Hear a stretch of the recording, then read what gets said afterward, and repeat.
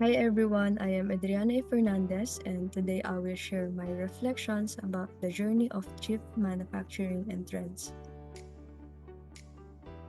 So first, let's explore the fascinating process of how microchips are made. It all begins with the silicon extraction. High purity silicon is derived from sand which is refined to remove impurities. This silicon is then molded into cylindrical ingots and sliced into thin wafers, forming the formation for our microchips. Next, wafer preparation and doping. The wafers undergo precise oxidation and doping processes. This introduces controlled impurities that create P and N conductive layers. Then we move to the design and photolithography stage. Complex circuit designs are translated into photomasks, which serve as templates. These templates imprint microscopic circuit patterns onto the wafers using light exposure. And then we have etching and layering. Advanced etching techniques remove unwanted materials, while additional oxide and conductive layers are applied. This creates the complex interconnected paths that allows electricity to flow through the chips. Finally, we reach the critical phase of testing and quality control. Chips undergo testing and microscopic levels to ensure they meet the highest standards of precision and functionality throughout production. So now let's proceed to my reflection on the complexities of chip manufacturing.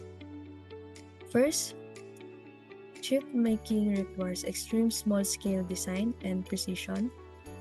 Modern chips contain billions of tiny transistors, which requires highly precise machinery operating in ultra-clean environments.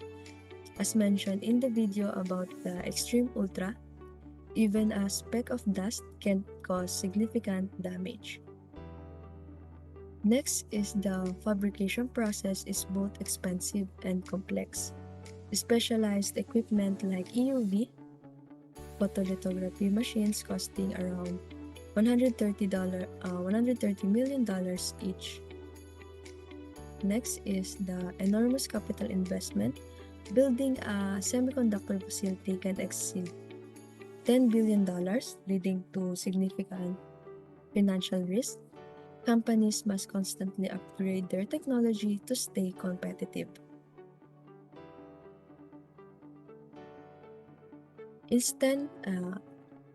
Intense research and development are also vital.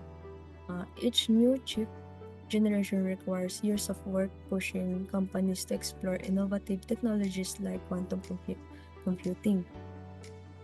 Also, the chip industry relies on complex global supply chain. Disruption can stop production and inflate costs, affecting the entire tech ecosystem. Again, chips are complex, leading to unavoidable defects. Extensive testing is necessary, but yields are often imperfect, adding further complexity. Few players at the top. Only a few companies like TSMC and Intel can compete in high-end fabrication. This consideration can create supply bottlenecks. And lastly, there's a constant demand for faster and smaller devices. Driving innovation and requiring ongoing investments is rich and in research and development. Now let's dive into my reflection on the fascinating world of photolithography. For our introduction, photolithography means light writing on stone, and it was invented by Alphonse Poidieu in 1855, paving the way for today's microelectronics.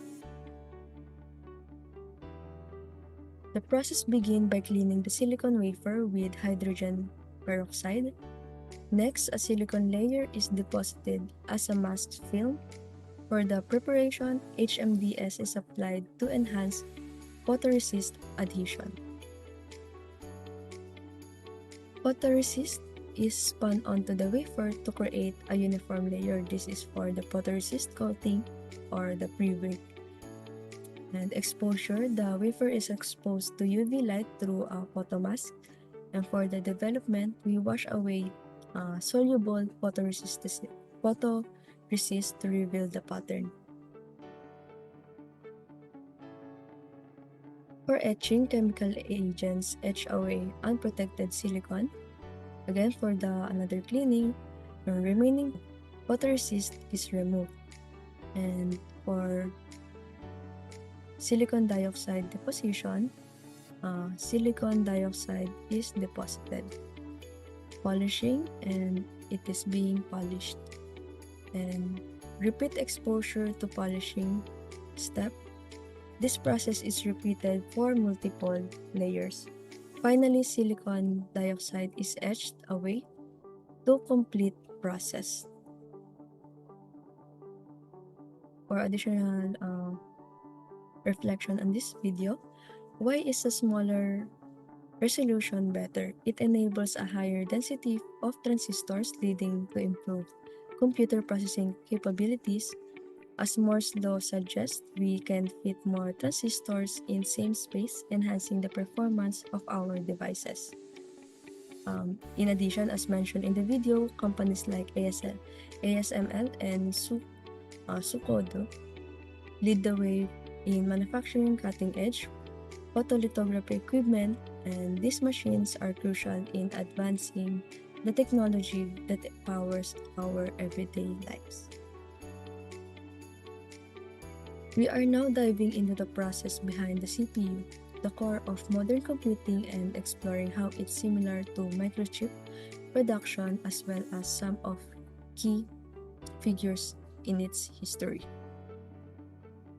So, as I discussed earlier about microchips, CPU also start as silicon wafers made from sand, and these wafers also undergo hundreds of details steps to form billions of tiny circuits and transistors, again using techniques like photolithography, where UV light projects circuit patterns onto the wafer. This shared process connects the paths of CPUs and microchips alike.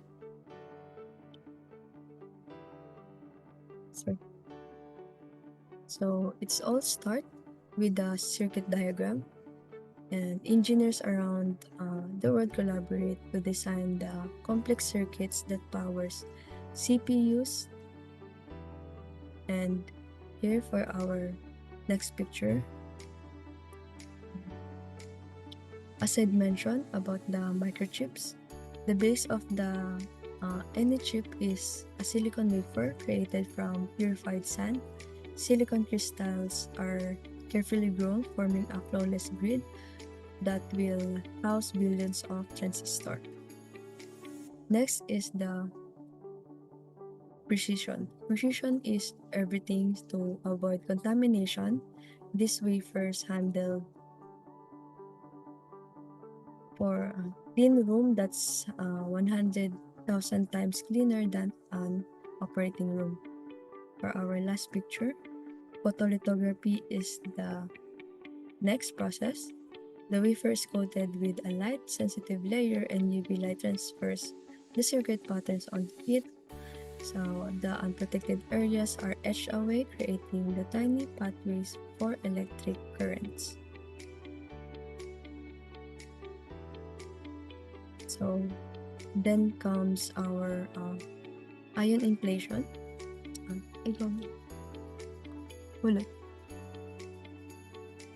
Next is the ion implantation or doping.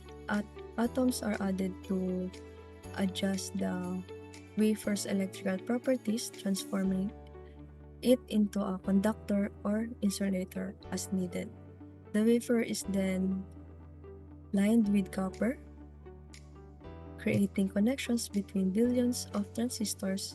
These tiny copper pathways are crucial for signal transmission within the CPU. After testing each step, the final stage is packaging. Chips are separated from the wafer and sealed to ensure durability before being shipped. For my last reflection, we're diving into the top 10 technologies I should be learning in 2024 to stay ahead in the computer engineering field. First is the blockchain. Blockchain is known mostly to crypto. It is transforming industries like finance and supply chain management. So, companies like IBM and Microsoft are hiring blockchain experts. Next, we have the augmented and virtual reality. AR and VR are creating immersive experiences from gaming to medical training, with leading companies like Meta and Google looking for specialists in this growing field. Um, Next is the Internet of Things. Imagine your uh, device working together, and that's because of IoT, connecting everyday objects to the internet. So, IoT experts are in demand by giants like Amazon and Samsung to make homes and cities smarter. We also have the 5G. 5G is much more than fast internet with lower latency. It's unlocking advancement in telemedicine and autonomous driving. Major telecoms are on the lookout for 5G experts. Now, machine learning is the brain behind AI, from recommendation engines to fraud detection. Machine learning skills are highly sought by Google, Microsoft, and any other tech giants. As cyber threats rise, so does the need of does the need for cybersecurity professionals in this field are critical to protecting data, with companies like Cisco and Palo Alto Networks hiring experts in digital defense. Next, we have the edge computing. Edge computing is bridging data processing closer to user, reducing latency for real-time application. Amazon and Microsoft are hiring edge computing experts to keep up with the need for speed. So next, for biotechnology, from gene editing to personalized medicine, biotech is revolutionizing healthcare. Companies like Amgen and SRISPR, um, they are seeking talent to push this field forward. We also have the quantum computing. Uh, Quantum computing is no longer sci-fi. It can solve complex problems at incredible speeds. IBM and Google are actively recruiting experts in this field to drive innovation. And finally, is the artificial intelligence, also known as AI. AI takes the top spot because it powering everything from chatbots to self-driving cars. AI is reshaping our world, and major tech companies are heavily invested in AI, offering impressive opportunities for AI professionals. To sum up all the videos I have watched as I explore the complex process of chip and CPU manufacturing and the top technologies to learn in 2024, I realized just how much dedication and innovation drive the tech world. So, each step from photolithography to the final product requires precision and mastery. It's inspiring to see where computer engineering is headed, and I feel motivated to deepen my knowledge and be part of this incredible journey into the future technology. That's all for today. Stay curious and be ready to lead the way. Thank you for watching.